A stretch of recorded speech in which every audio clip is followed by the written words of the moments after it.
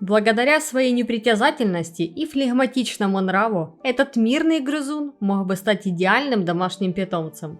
Мешают два обстоятельства. Он слишком огромен для жизни в квартире и не может жить без водоема. Всем привет! Спасибо, что заглянули ко мне на канал, присаживайтесь поудобней и мы начинаем! Самым известным капибарой в мире является Кэплин Роуз. Имя его – это аббревиатура, означающая «грызун невероятного размера». Проживающий в Техасе, в семью Типалдас зверек попал в очень малом возрасте. Когда его нашли, ему было всего около 11 дней. Спал он на подушке возле дочери хозяев, Мелани, и будил ее нежным похрюкиванием. Распространены капибары в Южной Америке. Ареал охватывает восточную часть Анд в Колумбии, Венесуэле, Эквадоре, Перу, Гаяне, всю Бразилию, Восточную Боливию, Парагвай, Уругвай, а также в северо-запад и восток Аргентины. На всей обширной территории обитания вид встречается только вблизи водоемов, редко удаляясь от воды более чем на 1 километр.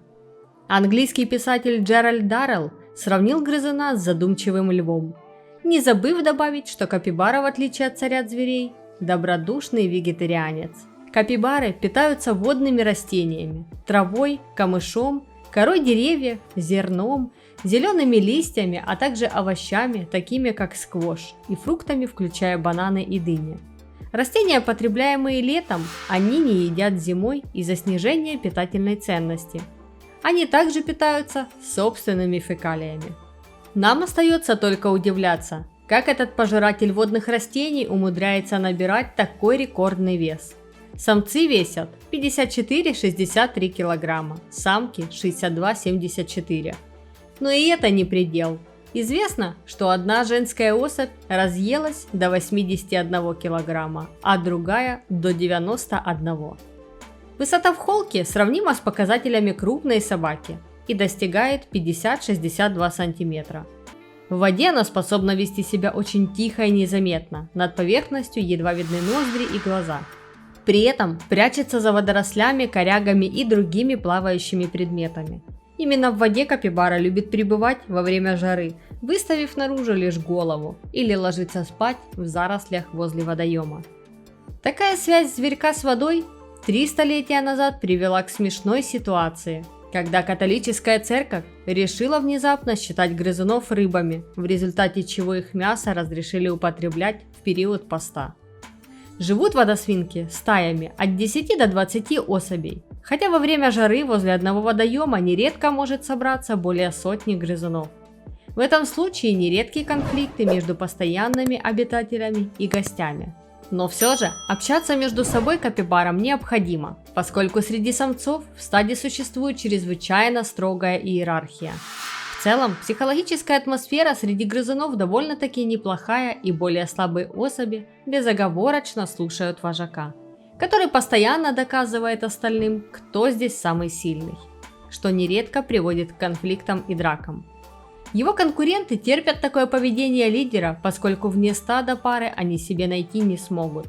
Половой зрелости водосвинки достигают в возрасте 15-18 месяцев. Размножаться они способны вне зависимости от сезона, но особо активны становятся в период дождей. Спариваются они в воде. Самец-лидер пытается сойтись со всеми самками, правда, это ему удается далеко не всегда, особенно если стадо слишком большое.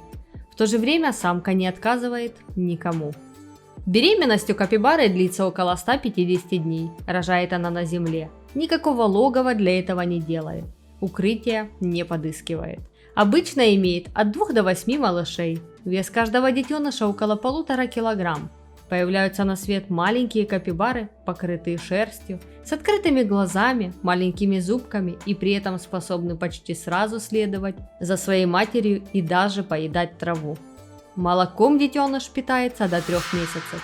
При этом кормит его не только мать, но и другие самки, родившие в это время малышей.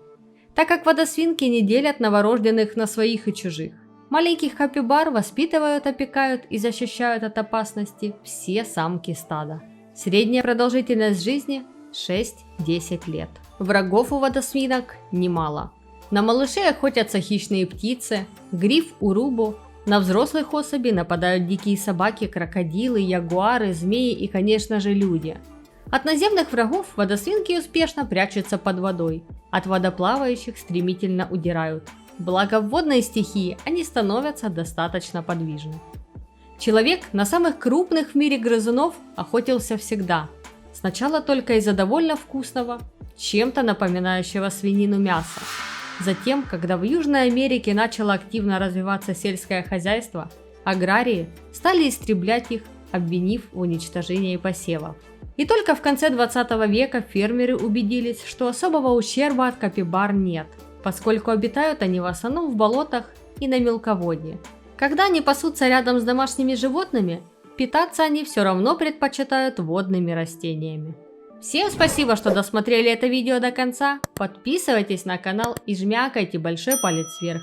Берегите природу и всем пока!